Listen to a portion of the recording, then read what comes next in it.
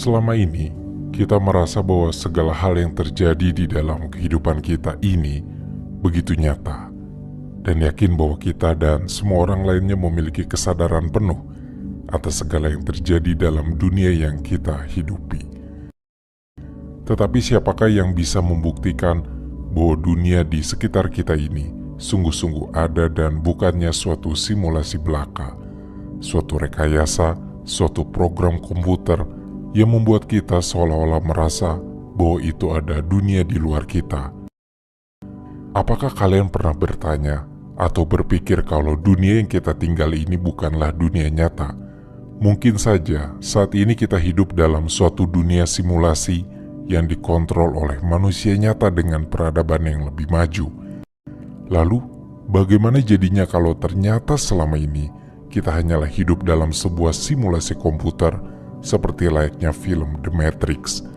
Kasarnya, kita bukanlah hal yang benar-benar nyata, dan kesadaran kita hanyalah bagian dari program simulasi. Jika pemikiran tentang hidup kita ini adalah simulasi, itu berarti bahwa ada sesuatu yang lebih tinggi dari kita, yang ternyata mengendalikan kita di balik semua ini, layaknya permainan The Sims. Tentunya ini seperti skenario yang terdengar seperti science fiction. Tetapi bagaimana jika saya nyatakan bahwa tema ini adalah suatu pembahasan klasik dari manusia-manusia sebelum kita? Bahkan tema ini adalah pembahasan paling kuno dalam filsafat, yang kita tahu adalah ibu dari segala ilmu.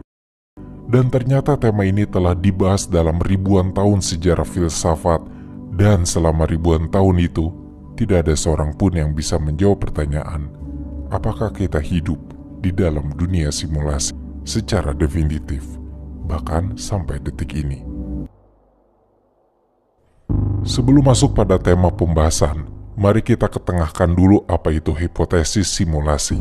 Sebab, hipotesis simulasi adalah inti dari tema yang sedang kita andaikan ini. Hipotesis simulasi sederhananya adalah hipotesis bahwa seluruh kenyataan ini, termasuk saya, Anda, dan seluruh objek yang ada di sekitar kita, tidak lebih daripada simulasi komputer yang sangat canggih sehingga kita tidak dapat mendeteksinya. Oleh karena itu kita hidup di dunia maya, dan kita ini bukan sebagai sesuatu yang sungguh-sungguh ada, yang sebagaimana kita kira ada. Keberadaan serta realitas kita hasil program yang dikendalikan oleh entitas di luar diri kita. Ini terdengar rumit dan mengada-ngada, tapi ini sekilas memang seperti premis cerita dari film The Matrix. Kita tahu dalam film itu diceritakan bahwa manusia itu sudah tidak ada lagi dalam pengertian yang kita kira. Tetapi kehidupan manusia di situ sudah dikuasai oleh suatu ras robot, dan manusia-manusia itu ditaruh di dalam tabung-tabung yang bisa merasakan segala macam sensasi dalam pikirannya sendiri, dan energi yang timbul dari pergerakan mental atau pikiran kita itulah digunakan oleh rezim robot untuk mengoperasikan kerajaan mereka. Sekarang pertanyaan yang mungkin akan diajukan adalah, bagaimana cara kerja realitas simulasi? Tentu harus ada cara kerja untuk simulasi itu bekerja. Ada dua skenario penting yang bisa jadi sistem kerja simulasi di dunia kita. Dalam skenario pertama, asumsi ini mengasumsikan bahwa segala sesuatu yang ada, termasuk setiap orang, lingkungan, objek, kejadian, dan sensasi, adalah produk sampingan dari kode. Skenario ini memerlukan perangkat keras yang cukup kuat untuk mensimulasikan semua komponen ini, dan fisika yang diketahui pada skala antar galaksi yang sangat detail. Sebab realitas dalam pengertian simulasi dapat dibayangkan sebagai sebuah program dunia terbuka yang rumit, yang dijalankan pada superkomputer atau komputer kuantum di luar kemampuan pemahaman kita. Dalam skenario kedua, asumsi ini mengasumsikan manusia itu sendiri adalah nyata dan organik, namun dunia dan sejumlah orang di sekitar kita hanyalah simulasi. Untuk melakukan hal ini, kita harus mengelabui kesadaran kita dengan berpikir bahwa kita berada dalam kenyataan sebenarnya, di mana semua sensasi terasa seperti hidup dan karakter simulasi yang meniru manusia mampu lulus tes Turing. Selain perangkat keras komputasi yang kuat, Skenario ini juga memerlukan kecerdasan buatan yang cukup kompleks agar dapat dianggap nyata oleh pikiran manusia. Teori simulasi pada skenario kedua sebenarnya dekat dengan apa yang ditampilkan oleh film The Matrix. Film ini menggambarkan dunia pasca apokaliptik, di mana ras robot telah menangkap sebagian besar umat manusia dan memenjarakan pikiran mereka dalam realitas buatan yang dikenal sebagai Matrix, untuk memanen panas tubuh manusia dan energi elektrokimia. Dalam film tersebut, manusia yang menjalani kehidupan sehari-hari tidak menyadari bahwa mereka sebenarnya hidup dalam simulasi, karena kabel yang dicolokkan ke neokorteks memancarkan sinyal ke otak mereka dan membaca reaksi mereka. Beberapa cara untuk mencapai hal tersebut dapat dilakukan melalui teknologi realitas visual atau antarmuka komputer otak yang canggih, di mana VR dapat menampilkan citra realistis bagi pengguna, atau di mana antarmuka komputer otak dapat mengirimkan sinyal ke otak untuk merangsang masukan sensorik realistis seperti penglihatan. Untuk mencapai karakter manusia realistis lainnya, kita perlu mendapatkan pemahaman yang lebih baik tentang kesadaran manusia dan cara kerjanya sehingga kita dapat menghasilkan AI yang sadar. Walaupun demikian dan membutuhkan cara kerja teknologi masa depan, tetapi seperti yang sudah dikatakan di awal, gagasan bahwa alam semesta dan realitas itu sendiri adalah simulasi bukanlah sesuatu yang baru. Bahkan, kita bisa melacak ide ini pada 2000 tahunan yang lalu, pada sekitar abad keempat sebelum Masehi, dalam pemikiran alegori guanya Plato. Alegori gua bisa dibayangkan dengan cerita tentang sekumpulan tawanan yang selama hidupnya telah dipenjarakan di dasar suatu gua yang amat gelap. Mereka dirantai sedemikian rupa dan mereka tidak dapat melihat sekitar gua, atau satu sama lain dari mereka, bahkan diri mereka sendiri. Yang mereka tahu adalah ada dinding di hadapan mereka dan tidak ada yang lain. Di sana hanya ada bayang-bayang, dan di belakang mereka ada api. Dan di antara api dan para tawanan itu ada sebuah jalan. Ketika ada objek berjalan atau terbang di antara api dan para tawanan, ada bayangan yang terlihat pada dinding. Karena tahanan tidak tahu apa-apa dan hanya bisa melihat bayangannya, mereka percaya bahwa bayangan itulah kenyataan. Tetapi suatu saat, entah karena apa, para tahanan itu berhasil membebaskan diri. Mereka berhasil lolos sehingga dia bisa berjalan dan keluar dari gua itu. Dan dari luar gua mereka baru tahu, ternyata dunia tidak seperti dalam bayang-bayang yang sudah sering mereka lihat. Dan dengan seiring waktu, mereka sadar bahwa kenyataan bukan hanya bayang-bayang yang ada pada tembok, tetapi juga keseluruhan objek yang tampak karena adanya matahari atau api yang menyinari.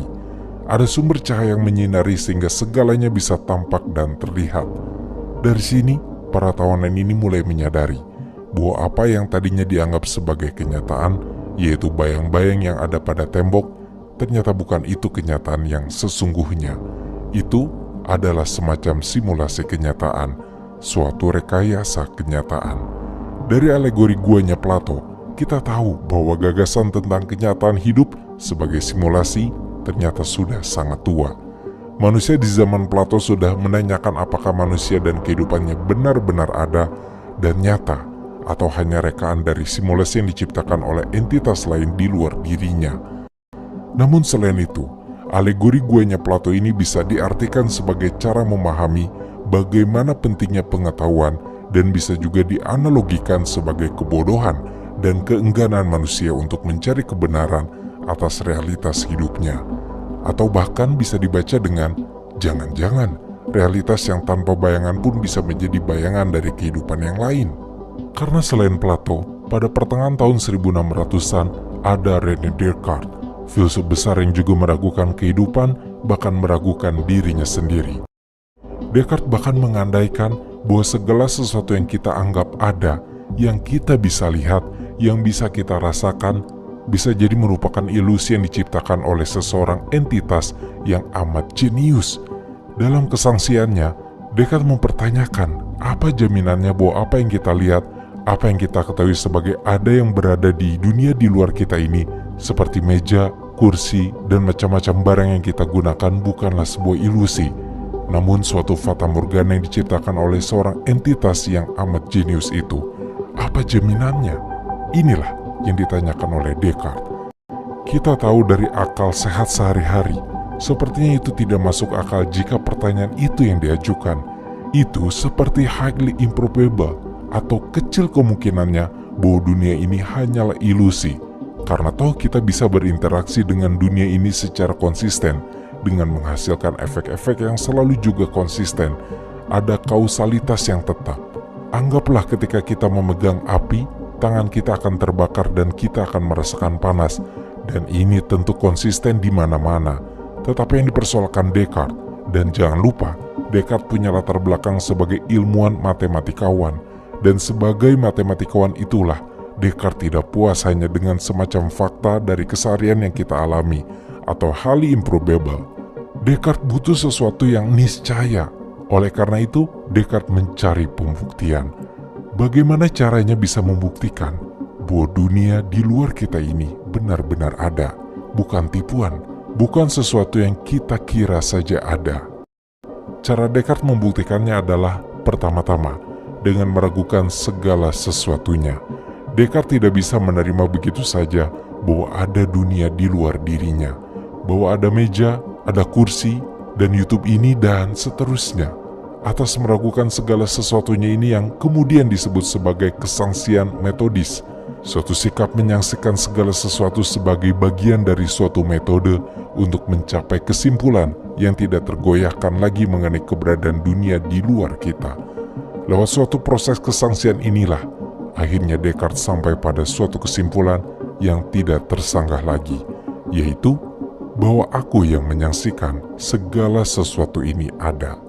Karena tidak mungkin kita bisa menyaksikan segala sesuatu kalau aku yang menyaksikan atau meragukan segala sesuatu tidak ada. Jadi, ada satu fakta dasar yang tidak bisa digoyahkan lagi seandainya seluruh dunia ini ilusi, yaitu aku yang menyaksikan segala sesuatu ini, yang meragukan segala sesuatu ini pasti ada.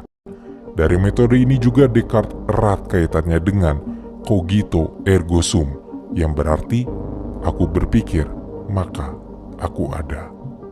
Namun dengan begitu, Descartes hanya membuktikan separuh jalan. Descartes belum membuktikan bahwa dunia di luar kita ini sungguh-sungguh ada.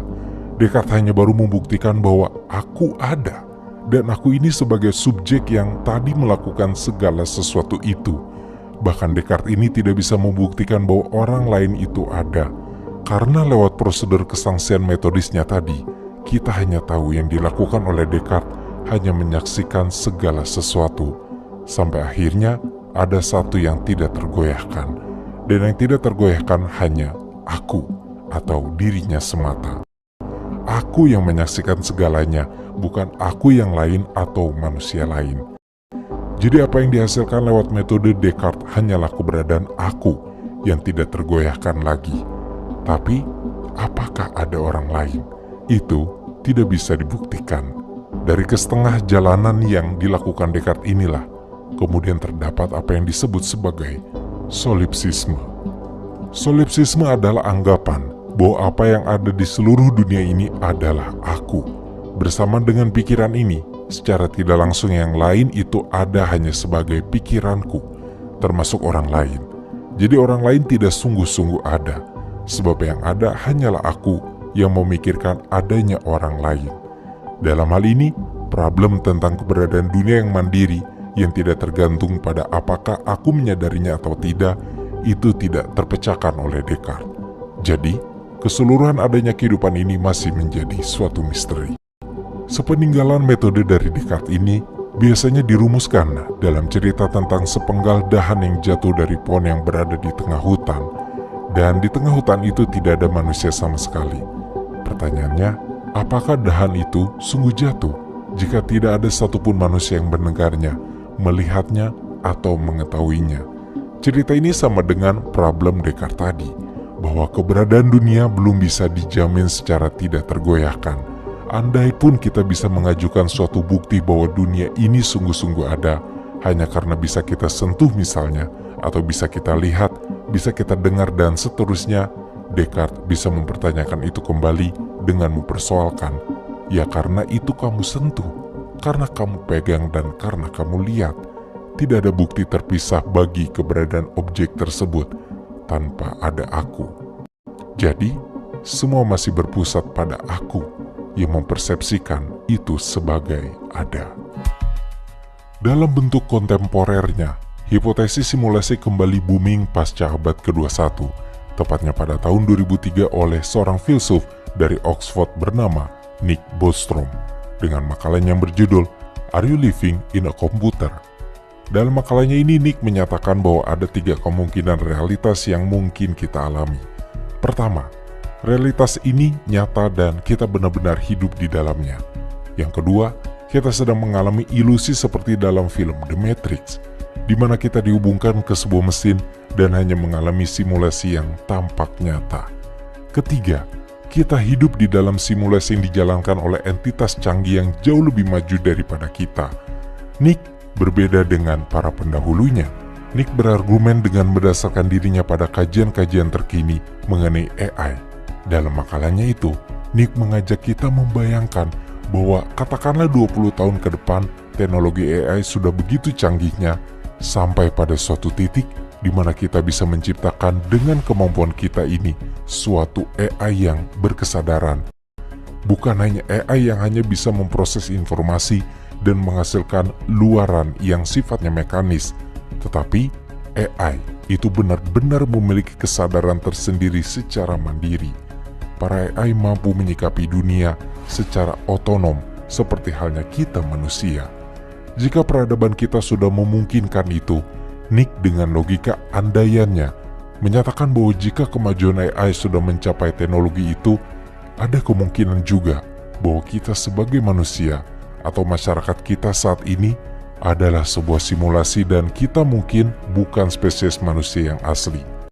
Kita hanyalah sebuah kesadaran yang tercipta karena suatu proses mesin learning dan seterusnya yang dilakukan oleh suatu entitas tertentu yang berada di balik realitas kehidupan kita ini. Nick tidak sendirian yang memiliki pikiran tersebut, karena Profesor Filsafat Universitas New York bernama David Chalmers bahkan memperluas apa yang dinyatakan oleh Nick dan menggambarkan makhluk yang lebih tinggi yang bertanggung jawab atas potensi simulasi hyperrealistis ini sebagai pemrogram di alam semesta berikutnya. Atau mungkin kita sebagai manusia menganggapnya sebagai dewa, meskipun tidak harus dalam pengertian tradisional. Menariknya bahkan Chalmers melihat entitas yang membuat kita mungkin masih remaja, tapi mungkin saja seseorang yang maha tahu dan maha kuasa tentang dunia kita. Andaikan seperti itu, berarti secara tidak langsung Nick dan Chalmers menyampaikan bahwa kenyataan yang ada di sekitar kita ini memiliki kemungkinan besar adalah simulasi. Sebab, jika AI bisa kita ciptakan sehingga dia memiliki kesadaran seperti halnya manusia, maka apa yang menjamin bahwa kita juga diciptakan oleh suatu entitas yang memiliki kecerdasan yang lebih tinggi dari kita, yang akhirnya menciptakan yang dulunya seperti robot dan lama-kelamaan bisa beroperasi secara mandiri, berpikir sendiri, punya suara hati, dan jadilah manusia seperti yang kita alami sekarang ini.